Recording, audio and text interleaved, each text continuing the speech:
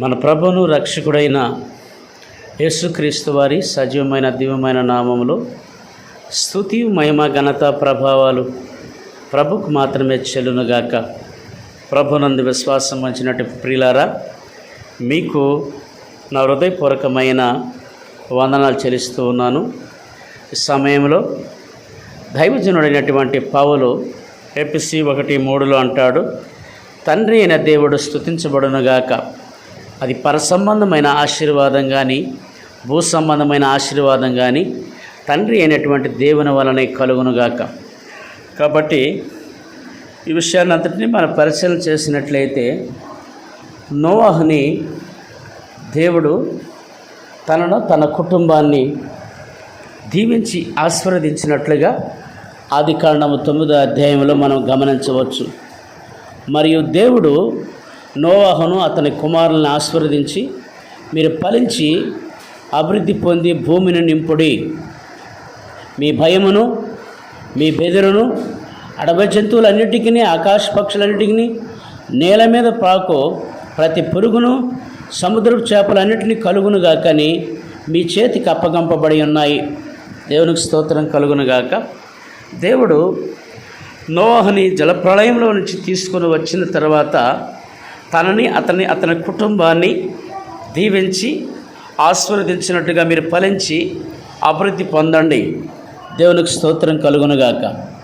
కాబట్టి దేవుని యొక్క ఆశీర్వాదాన్ని నోవా యొక్క జీవితంలో మనం పరిశీలన చేసినట్లయితే, అది ఆదికాండము ఒక్కొక్కటి దేవుడు దీవించినట్లుగా.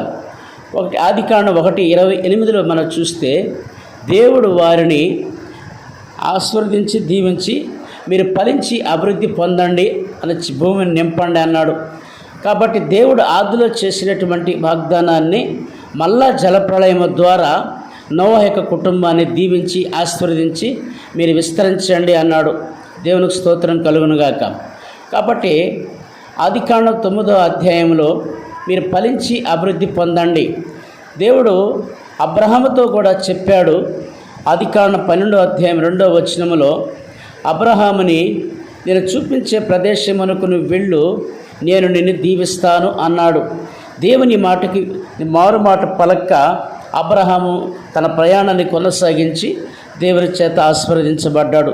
కాబట్టి అది మన శక్తి చేతను బలము చేతను ఆశీర్వదించబడలేం, కానీ దేవుని యొక్క చిత్తము ఏమై ఉన్నదో నోహా యొక్క జీవితంలో కానీ అబ్రహాం యొక్క జీవితంలో కానీ మనం గమనించవలసినటువంటి వారమై ఉన్నాం.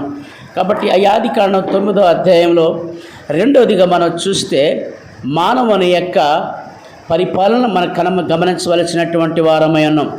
దేవుడు ప్రకృతిలో నుంచి సమస్తాన్ని చూసినటువంటి దేవుడు తన పోలిక చొప్పున తన స్వరూపంలో చేయబడినటువంటి మానవుడికి ఈ లోకములో మానవుడు ఏలుకునేటువంటి అధికారాన్ని కూడా ఇచ్చాడు. కాబట్టి దేవుడు సమస్తాన్ని సృష్టించిన తర్వాత సమస్త భూమి మీద ఉన్న సమస్త ప్రాణులను మీరు ఏలుగుదురుగాక అన్నాడు.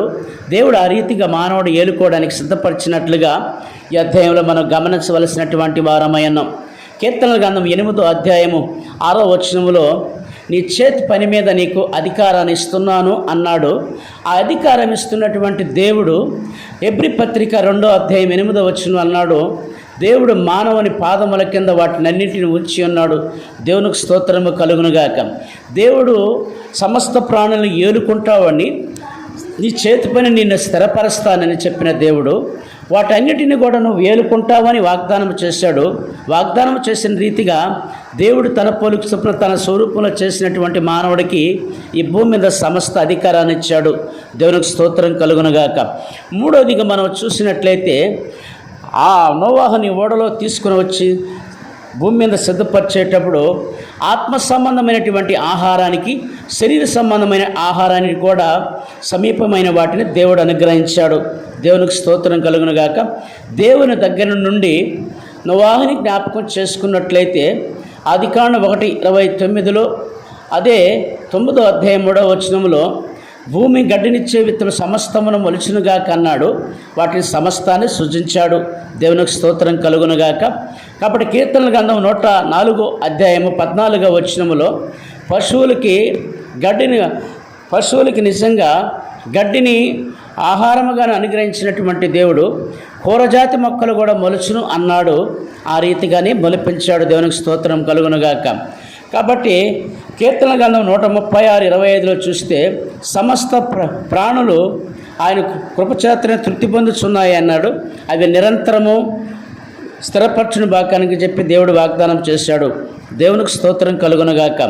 సమస్త ప్రాణులను నిజంగా తన కృపచేతనని గుప్పిలు విప్పి వాటిని దీవిస్తూ ఉన్నాడు. దేవునికి స్తోత్రం కలుగునుగాక. కాబట్టి ఇవన్నింటిని జ్ఞాపకం చేసుకున్నట్లయితే కీర్తన 145:15 చూసినట్లయితే సర్వజీవులు ఆయన వైపే చూసి సమస్తం జీవించినట్లుగా మనం చూస్తున్నాం. దేవునికి స్తోత్రం కలుగునుగాక. ఈ విషయాన్ని అంతటినీ మనం పరిశీలన చేసినట్లయితే దేవుడు ఆత్మ సంబంధమైనటువంటి ఆహారానికి సంబంధించినటివి, శరీర సంబంధమైనటువంటి ఆహారానికి సంబంధించిన వాటిని కూడా దేవుడు తన చిత్తాన ప్రకారంగా దీవించడానికి ఈ అధ్యాయంలో సమకూర్చాడు. దేవునికి స్తోత్రం కలుగునుగాక. ఓడలో నిలబెట్టినటువంటి సంరక్షించిన దేవుడు మరలా మనిషిని బయటికి తీసుకుని వచ్చి నిజంగా నీవు నీ కుటుంబం ద్వారా ఎలా ఆశీర్వదించబడాలనే విషయాన్ని చాలా సూటిగా స్పష్టంగా నోవాహుకు తెలియచేశాడు. ఇకన మనం జ్ఞాపకం చేసుకున్నట్లయితే 5వదిగా ఆహారములో తినకూడనాటివి కూడా దేవుడు చెప్పాడు. కాబట్టి వాటినన్నిటిని మనం పరిశీలన చేసినట్లయితే లేవియ కాండము 11వ అధ్యాయము దేవుడు వాటి సమస్తం ఉండేటువంటి 2 డెక్కలు కలిగిన వాటిని తినగొద్దు, నెమరవేటిన వాటిని తినకూడదని చెప్పాడు. ఆ రీతిగానే దేవుడు సిద్ధపరిచాడు. దేవునికి స్తోత్రం కలుగునుగాక. కాబట్టి మన దీనదశలో ఉన్నప్పుడు దేవుడు నిజంగా తన కృపచేత జ్ఞాపకం చేసుకొని ఎలా భూమి మీద జీవించాలో నోవాహుకు నేర్పాడు. దేవునికి స్తోత్రం కలుగునుగాక. కాబట్టి ద్వితీయోపదేశకాండము 14వ అధ్యాయము 3వ వచనంలో మనం చూసినట్లయితే ధర్మశాస్త్ర అనుసారంగా మనం ఏవి తినాలో అనుభవించాలో అనే విషయాన్ని పరిశుద్ధ గ్రంథం అనేటువంటి బైబిల్ చెప్తూ ఉంది. అది 14వ అధ్యాయము 3వ వచనాన్ని జ్ఞాపకం చేసుకుందాం. ప్రియులారా, ఈ వచనాలంతటిని పరిశీలన చేసినట్లయితే 14వ అధ్యాయం 3వ వచనం. కాబట్టి ఏలయనగా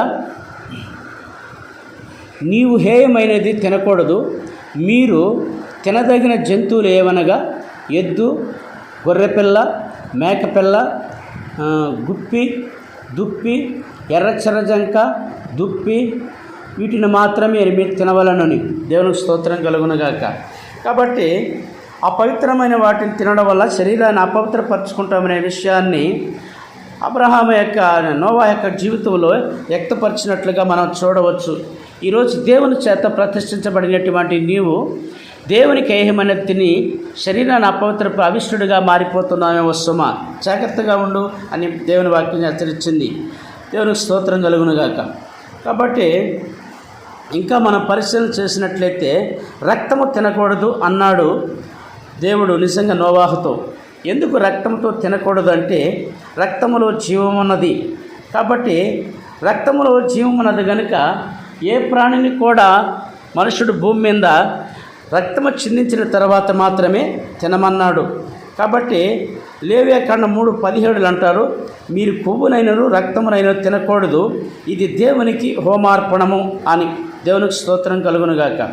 కాబట్టి అదే ద్వితీయోపదేశకాండం 12:16లో చూసినట్లయితే మీరు రక్తమును ఏమాత్రం తినక దాని నీళ్ల వలె పోయవలనని రాయబడి ఉంది.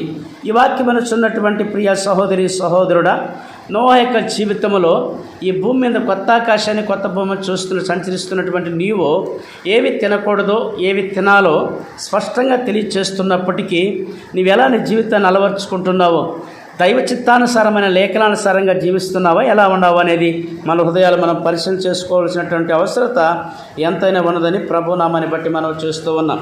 ఇంకా నిజంగా నోవాహు జీవితంలో పరిశీలన చేసినట్లయితే అది 7వదిగా మనం చూస్తే మన కొరకు దేవుని పోలికలో మానవుడు దేవుని పోలిక సృష్టిలో సృజించబడ్డాడు.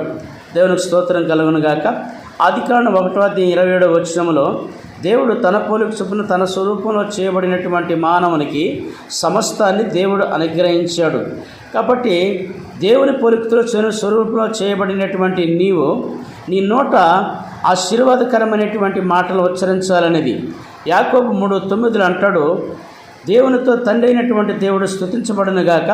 ఒక నోటితోనే దేవుని స్తుతిస్తున్నావు, ఒక నోటితోనే దేవుణ్ణి శపిస్తూ ఉన్నాం. జాగ్రత్త. కాబట్టి మనము దేవుని పోలిక సూప్ర దేవుని స్వరూపంలో చేయబడిన నీవు నీ నోటి గుండా వచ్చే మాట ఆశీర్వాదకరంగా ఉండాలనేది హెచ్చరిస్తూ ఉన్నాడు ఈరోజు దేవుని వాక్యము ద్వారా. అదే విషయాన్ని జ్ఞాపకం చేసుకున్నట్లయితే నోవా యొక్క జీవితంలో జలప్రళయాన్ని అధ్యాయంలో చూసినట్లయితే జలప్రళయం ద్వారా నిజంగా దేవుడు ఒక కొత్త నిబంధన చేసుకున్నాడు. ఇక ఎన్నటికీ నేను జలప్రళయం ద్వారా మనసును నాశనం చేయమని, ఇది మానవులకి నాకు ముంగుర్తుగా ఇంద్రధనుస్సు అనేది ఏర్పాటు చేసి, ఈ ఇంద్రధనుస్సు ద్వారా దేవుడు తన నిబంధన స్థిరపరిచి రానున్నటువంటి దినాలలో నీవు నీ సంతానము భూమి అంతా విస్తరించి సంరక్షించి గొప్ప దేవుడు అనుగ్రహించిన కాకని దేవుడు నిజంగా నోవాహుతో నిబంధన చేసుకున్నాడు. కాబట్టి ఈ వాక్యమనుచున్నటువంటి ప్రియ సహోదరి సహోదరుడా, వాక్యానుసారంగా మన హృదయాలను సిద్ధపరచుకొని కళాభరణలతో నిండిపోయినటువంటి ప్రపంచాన్ని చూసి చలించిపోయినటువంటి దేవుడు సర్వ సృష్టి నిజంగా ప్రసవేదన పడుతూ మరలా మన నిమిత్తం వేదన పడుతూ నిజంగా ఇన్నెప్పటికీ నేను నిజంగా కొత్త నిబంధన సారముగా ఒక నిబంధన చేసుకొని, ఒక కవనెంట్ ద్వారా నిబంధన చేసుకొని దేవుడు నిజంగా ఈ రీతిగా నేను నాశనం చేయడం ఒప్పుకు పెట్టుకున్నాడు.